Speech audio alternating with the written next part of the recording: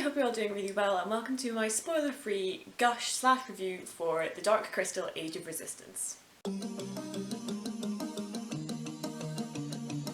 for those of you who don't know, The Dark Crystal Age of Resistance is a Netflix 10-episode long TV series that came out in 2019 and is a prequel to a sort of cult classic film from the 80s called The Dark Crystal and made by the Jim Henson Company.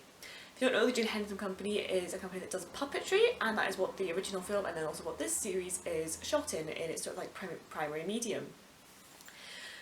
And yeah, like I'm late. I'm kind of late to the party. You know, it came out 2 years ago. I've only just watched it, but I really just loved this show so goddamn much. I have so many thoughts, and people need to watch it as well, even though it's already not getting a second season, like it's being cancelled, which is upsetting, but we're going to get to that later. And I really just think that more people need to watch the show because it is an absolute work of art. Like I said, it's made from puppets and things, and oh my god, it's just beautiful. So I really just need to talk about it and tell you why you should watch it, even though it's not getting any more series, because it is fucking phenomenal and it needs more attention and more love. So if you like fantasy, this is definitely just the show for you. So what's it about? You follow three main characters in this land called Thra, and the three main characters you'll follow are these creatures called Gelflings, and they're sort of like the main population of Thra, although there are other creatures and other sort of humanoid characters as well, and there are 7 clans of Gelfling of like different cultures and stuff sort of spread across the world.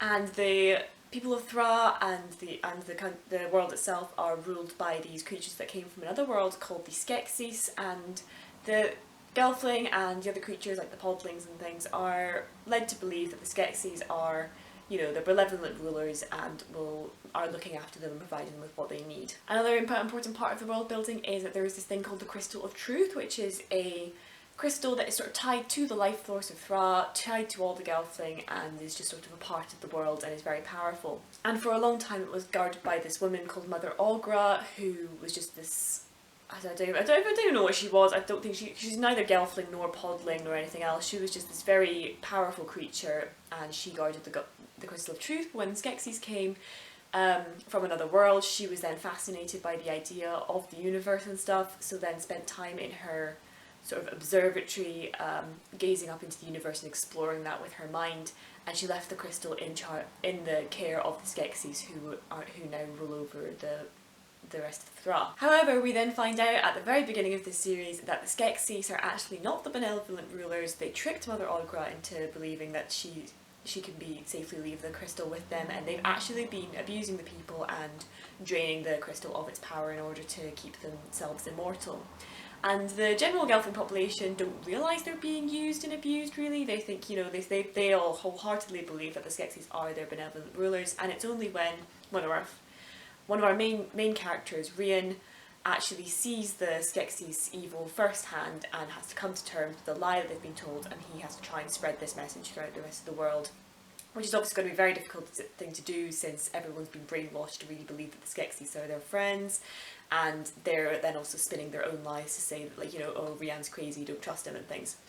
And that's basically where things all kind of kick off. And the abuse of the crystal that the Skeksis have been doing has resulted in this thing called the Darkening, which is a blight on the land and on the creatures, who, you know, it makes the creatures sort of, you know, completely lose their sense of self and attack everything, and it makes that, like, you know, it just kills off all the plants and things, and it's really just a horrible side effect. And that's really where things get going, with the Skeksis' evil being found out by Rian and the Darkening starting to spread across all of Thra. So as I said, we come into this story, we follow our three main characters, Rian, Deet and Brea.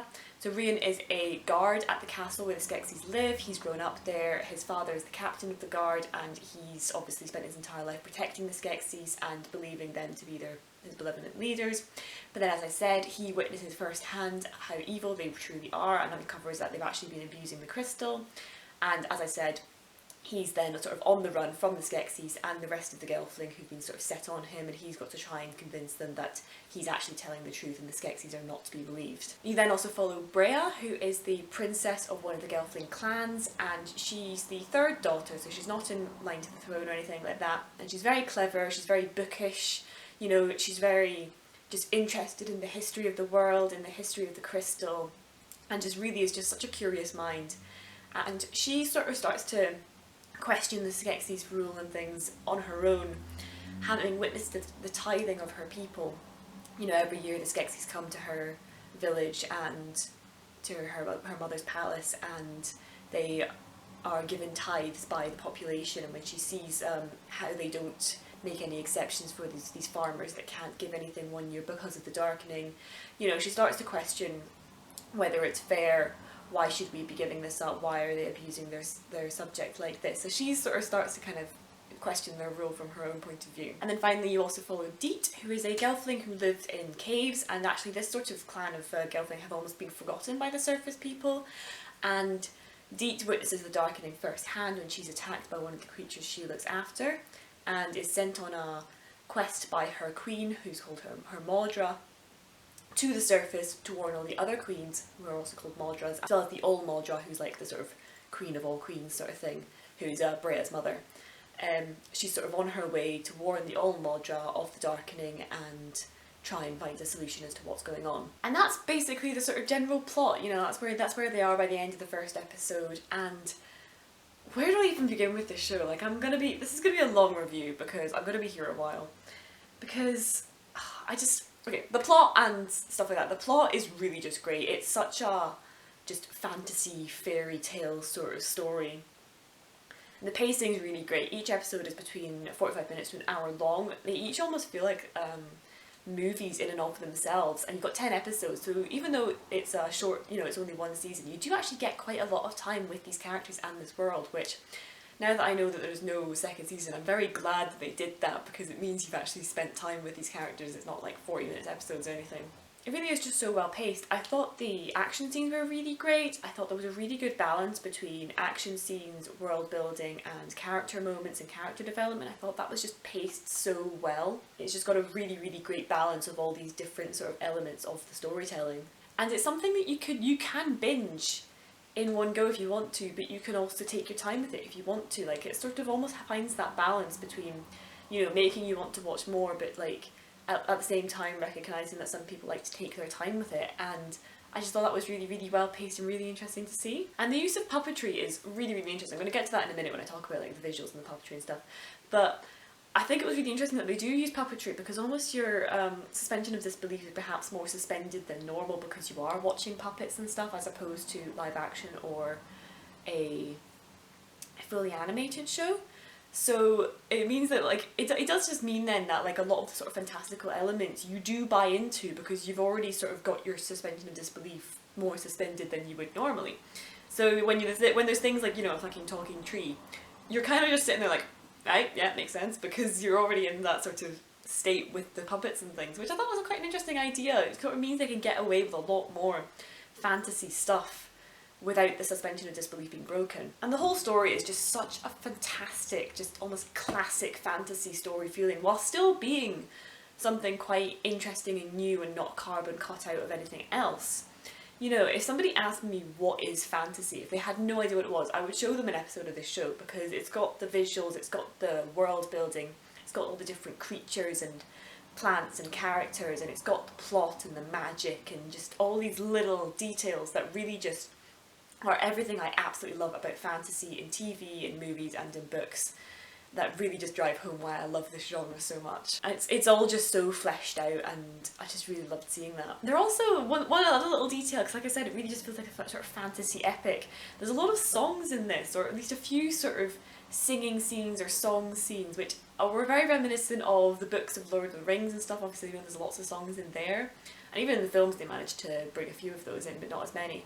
And I just really, really liked that little detail. It just adds something to the depth of the world building, that there are, you know, little songs and stuff that were written for these characters to sing in the show that really just make it feel so alive and real. As I said, the visuals of this show are just fantastic. Like, oh, I can't even, my words cannot even do them justice. Like, the puppets are all really great. I think they definitely, even though perhaps some of the facial stuff isn't as, you know, intense as you would have with actors or with an animated model or an animation drawing, you know, you still get their emotions and what they're thinking and what they're feeling, which, you know, obviously is really fantastic. And the puppetry work's just honestly amazing. The Jim Henson Company clearly know what they're doing with it. It was just brilliant. And, you know, the design of the characters themselves and the design of the different clans of the elves as well, not the elves, the Gelfling, I think is just really clever as well. Like, you can definitely almost tell, okay, so-and-so's from that clan, so-and-so's from that clan, so-and-so's from that clan, whilst they've all still got that sort of, you know, pointed chin, big ears sort of Gelfling look, which I just thought was really interestingly woven into the design. The set design is honestly just incredible. Like, all the sets feel so real and well thought out, and each have their own visual style. It really just, they put so much work and love and effort into this show. You can just tell. The costume design as well, absolutely brilliant. You really get a sense for like the fashion of the show, or at least the fashion in some places, and why some characters are dressed one way, why other characters are dressed another way. And it really then also sort of comes almost back to their characters as well, as to why they're dressed like that. It's just really brilliant costume design as well. And it's honestly just gorgeous, like the sort of, you know, the sort of establishing shots of like all these gigantic landscapes and this mist, and I'll put some scenes or some photos and things up maybe whilst I'm talking about this, because my words really don't do justice. The cinematography of this show is beautiful. I don't know who did it, but honestly, the camera shots and the angles and just all the visual decisions that they've made with the shooting of this show is honestly just, it is just brilliant. Like, I can't even describe why it's so good. It's just so good. There's such interesting creative visual shots that really make you interested in watching the show, as well as then lending itself to the feeling of the scene and what they're trying to convey and what they're focusing on. The framing of the characters and of just all the important elements is just so good. Like, it's just beautiful cinema. You know, one of my favourite shots is when we first go down to the caves and we meet Deet, and it's sort of just this sort of brilliant flying tracking shot going down into the caves. There's this glowing moss everywhere. It just feels so magical, and you just feel so immersed in that moment. And I mean, honestly, there was a few times where just the visuals made me want to tear up. Like, that's just how beautiful this show is, that I wanted to cry at how pretty it was. I mean, yeah, okay, I was having a bit of a week, so, you know, I was kind of crying at a lot of things anyway, but that's not the point. It's beautiful, and you need to watch it just to experience the visuals of this show. Because it's also mostly physical stuff, you know, it's physically built sets, it's physically built characters and stuff. The VFX that they use are definitely just almost accents to what's going on in the rest of the show. It just highlights and improves it, but it's not the main focus, and it's not the main medium that they're using, which I think is just really interesting, especially in this day and age where we do rely so heavily on CGI and visual effects to do the bulk work of the show and things, whereas this is actually mostly just the physical things that they've done, and they're only using it here and there, which is a really interesting balance to see. Yeah, I mean, I really just cannot talk to you enough. You know, the lighting as well, and the colouring, and oh, just brilliant. I mean, I'll show you clips and things because it's just beautiful, and you really just need to go watch this show and experience it for yourself, because it's the soundtrack as well. The soundtrack is phenomenal. It just hits all the right notes in all the right places, and just really just adds to the story and the mood and the feeling of the scenes and stuff like that. It's so good. Onto the characters. Obviously, as I said, we follow Rian, Brea and Deet as our sort of three main. Rian's a really interesting character. Obviously, he's sort of, you know, he's smart, he sticks to his morals, he's very down to earth and grounded. You know, a lot of these characters, they do behave very realistically, they don't do anything ridiculously stupid. So that's one thing I really like to see. Rian's definitely the driving force of the rebellion in this story and stuff, and I think you definitely sort of almost get the sense that he's almost not reluctantly doing it, but he's definitely also not the chosen one. I think it's really interesting is the fact that, you know, all three of our main characters could almost feel like chosen one characters, but they're actually not. They're almost more of a sort of, oh, well, you were in the right place at the right time, so yeah, you're now sort of the main character here, which I thought was an interesting decision to make. And Rian definitely feels like that. He's someone who, as I said, his father's the captain of the guard, so he feels like he's desperate to prove something to his father, and then that almost then develops into just sort of trying to prove that he can right the wrongs that have been done in this world and stuff, and not just to his father but to himself, and I think he was just a really interesting character to follow. I liked how they developed his relationship with his father. Like, that was definitely something they could have like left to be quite two-dimensional, but I really liked how they actually developed that as the story went on, and it was just a really interesting dynamic to have. Brea as well was a very underrated character, I think. She didn't do as much in this story as I would have liked her to, but she definitely had her place, and I'm fairly sure if we had more seasons of this, she would definitely grow into being one of my all-time favourite characters. I loved her dynamic with her two older sisters as well as her mother. I thought that was interesting that they sort of kept all those characters around and really developed the relationships they have with one another,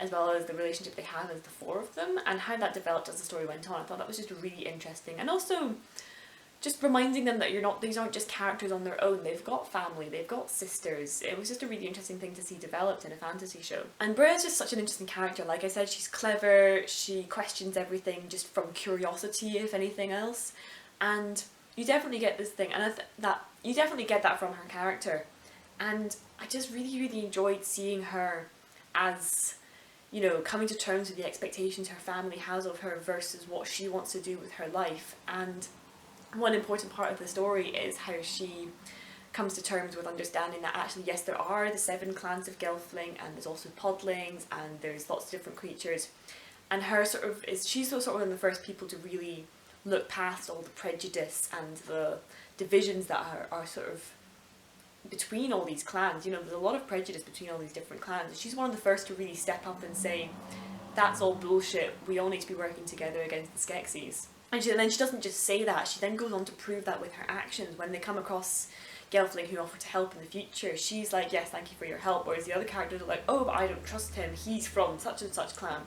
So she actually puts her money where her mouth is, sort of thing, and actually proves that she's taken on board what she's learned about the different clans and how she's sort of changed her mindset, which was really interesting to see. And then you also have Deet. She's definitely my favourite. She's just such a sweet, kind character who, you know, like I said, she's sent on this quest by her Maudra up to the surface. This is the first time she's on the surface, and she's just so curious and filled with wonder at things like the moon and the stars and all these different creatures and plants that they have on the surface, and all the people that she meets. She's just so curious and almost enjoying her time on the surface, even though there's something deadly, that she's got a, you know, serious reason to be up there.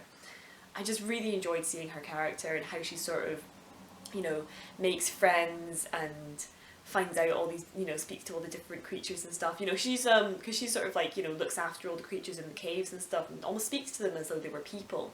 And she does that with the creatures on the surface, and it was just so nice almost seeing her bring just that aspect of her life to the surface, and like starting to treat them the same way she would, and almost like just discovering things that perhaps other people who live on the surface don't know are there, because they don't know to look for it and they don't know to ask for it almost. Like, she was just such an interesting character. Like, she's just so sweet, and I really love the friendship between Rianne, Brea and Deet once they meet.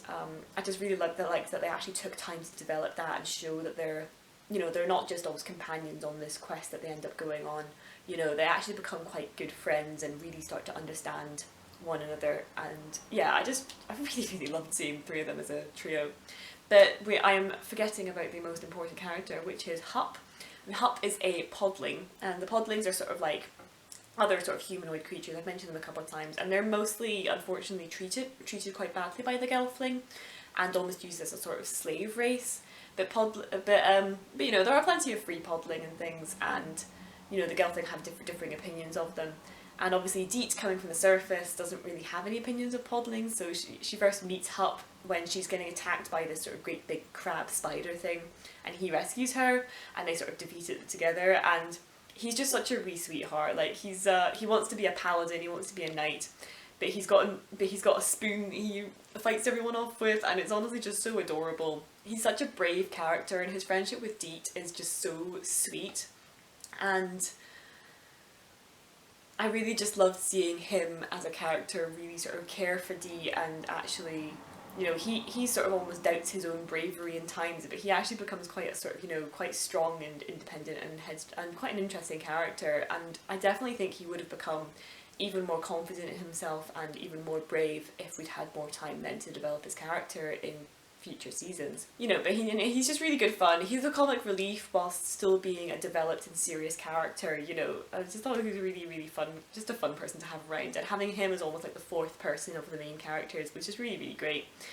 And yeah, like I said, I really liked their dynamic as a four, and Deet and Rian almost start to have a bit of a romance in the later episodes, and I quite liked that Hup, who's also kind of almost got feelings for Deet, he doesn't let that affect his friendship, and even though he starts to get a bit jealous for Deet, you know, he still is friends with Rian, he's still friends with Deet, and he doesn't let his jealousy affect his friendship with either of them, which was just, you know, really refreshing to see, because you'd almost expect him to do the whole, oh, I don't like Rian now because Deet likes him, and, you know, yeah, none of that happens, which was just so good to see. And I loved that they also just took the time to actually flesh out the friendship between all of them. So Deet and Brea have a few really good moments together, just the two of them. Brea and Rian have some really good moments, just the two of them. And then Deet and Rian have quite a lot of moments together, just the two of them sort of thing. I really liked that sort of, just building on their friendship as a trio as well, and as a group, instead of just leaving it with sort of, you know, oh, prioritise this pairing over that pairing and stuff, which was really great to see. I loved the moments between Deet and Brea. I thought their friendship was so good, and they really just understood each other, and I just would have loved to see more of their friendship in future seasons. God, so upset with Netflix. So upset with Netflix. I'm forgetting about Mother Aughra. So as I mentioned right at the start, this is Mother Aughra. She's the person who entrusted the Skeksis with the crystal, and she actually then does turn up in the series. I wasn't expecting that. I thought she was maybe just going to be left as a character that's just mentioned, but she actually does come back from her travels, really, and comes back to Thra to find out what the Skeksis are up to, and she is fucking hilarious. Like, she's just the epitome of grumpy old woman who's too tired for this shit. You dare try to control Aughra! Aughra can barely control Aughra! Like, she's just brilliant. I love all the scenes that she's in. I was laughing at all the scenes she was in because she's just such a mood. I just love her. She's easily my favourite character in this entire show. She's just, oh, she's just this sort of mystical, grumpy old woman, and I love her. And then just, yeah, all the other sort of creatures and characters are given really good development. Celadon, Brea's older sister, she's given a really, really interesting arc in this series, which resolved itself faster than I expected it to, but it was still quite interesting to see. As well as then through her, you then actually almost get a sense of what the deal is with the other Modras and how the sort of almost political system in this series works, which was really, really interesting to see. I liked how they sort of wove that in through her story arc. You know, there's another character that helps Brea at the beginning, and she has some interesting development and depth to her, and Deet's family are also really interesting to me, as well as the Modra that Deet's Modra. I think she's a really interesting woman. She gives me Mother Aughra vibes. I think they get on very well. Yeah, just all the characters are just so interesting. Archer as well is another really interesting character, but I won't tell you too much about him because maybe spoilers, but I thought he was a really fascinating character, and that whole plotline, if you've seen it, about Archer and the people like him, I thought was just a very, very interesting addition to the series. Now onto the Skeksis themselves. I just thought they were brilliant villains. They're so disgusting and evil, and you just really get that sense from the scenes that they're in. Like, I always found whenever I was watching the scenes that they're in, because there's loads of them, you just get this sort of horrible chaos off of them, and it was almost uncomfortable to watch a lot of their scenes because it's just so overwhelming and noisy, and they all talk over each other all the time, and the visuals and just the way it's shot, you really just feel so uncomfortable watching them all the time, which I thought was a really interesting way to shoot their scenes. And I also love that they didn't just leave the Skeksis as you know, these big evil overlords. They've actually then also got their own internal problems with one another. You know, the Chamberlain's a really interesting Skeksis who's almost vying for more power within her own group, and almost the sort of distrust a lot of them have for one another.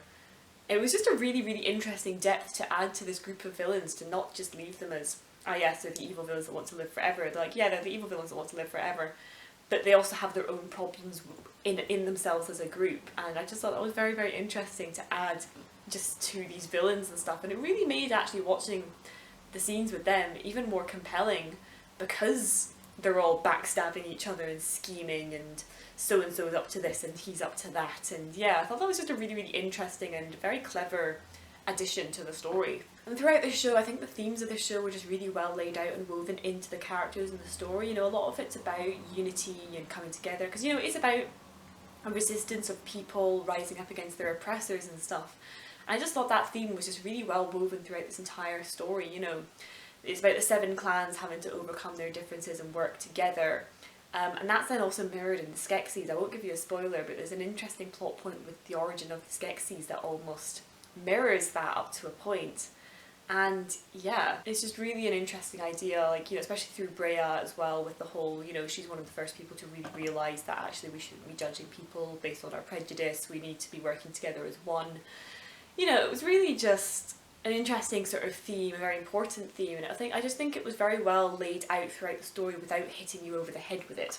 Because that's really annoying, like if you've seen Raya and the Last Dragon, that is something that hits you over the head with its theme and then also shoves it down your throat once it's done.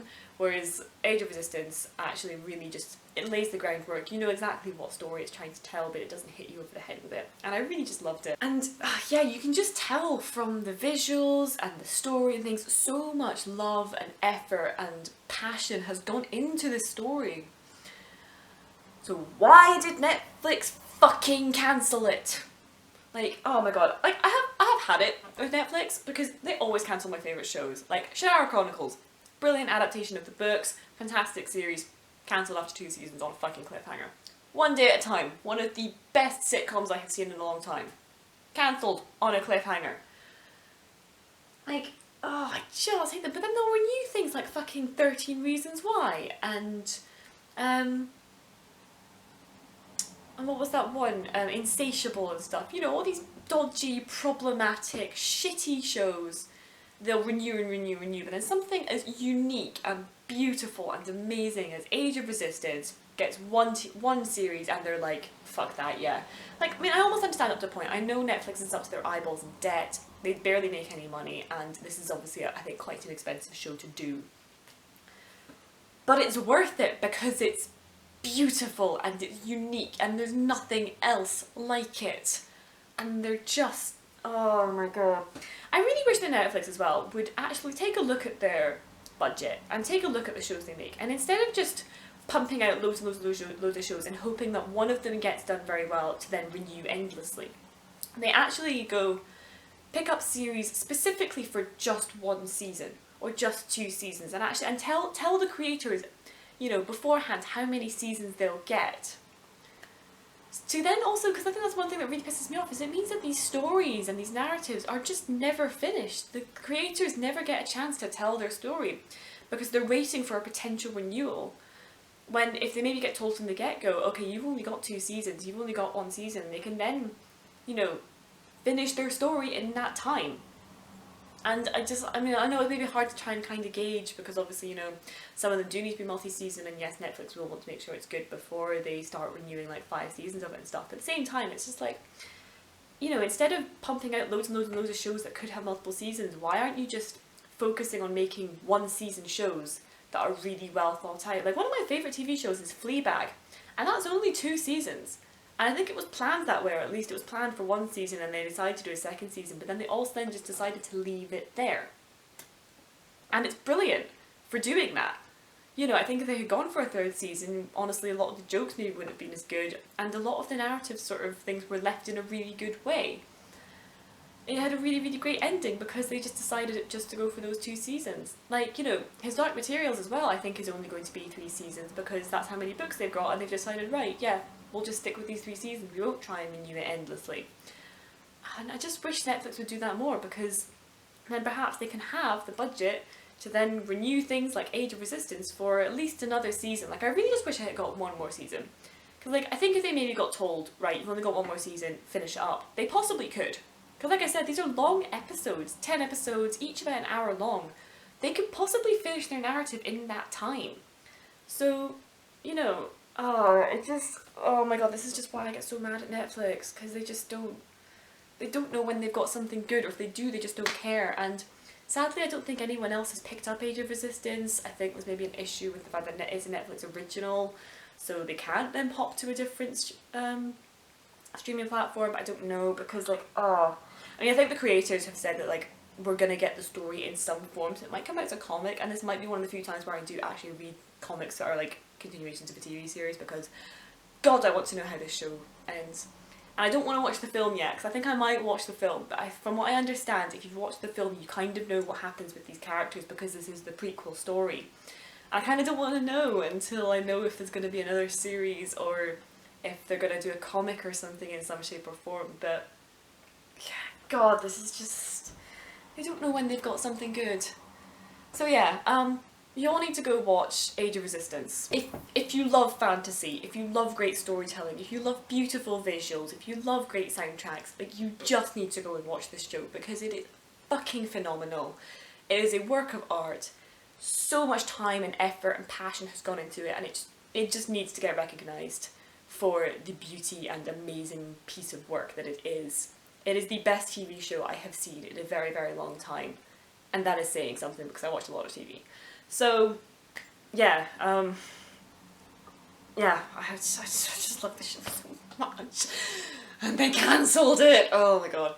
I'm really mad as well because, like I said, this came back out in 2019 and I don't remember seeing much promo for it and things, and I really think they should have just pushed the promotion on it because, honestly, it's just fantastic, it's unique, and it's just such a great story and such a compelling narrative, and it was just so fun to see something like puppetry being the core medium for this story, and it would just be really interesting if that was done more often and shows actually took the time to make things interesting instead of just... Oh, I don't know what I'm trying to say, I'm just so upset because they cancelled it.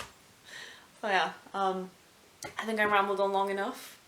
Y'all need to go watch this show because it's fucking amazing, and cry with me about it in the comments. Have you seen The Dark Crystal Age of Resistance? What did you think of it? And have you seen the film? What did you think of it as a prequel to that film? Thoughts, comments, y'all know what to do. And if you do then decide to watch it because of my recommendation, do come back and tell me. I'd love to hear what you think of it. Do you think I'm exaggerating how good this show is, or have I hyped it up at the at the correct level? Because I think I have. If anything, I don't think I've done it justice. But anyway, thank you so much for watching. As I said, please leave a comment. Definitely feel free to like this video. I mean, you've reached the end of it, so you clearly enjoyed yourself.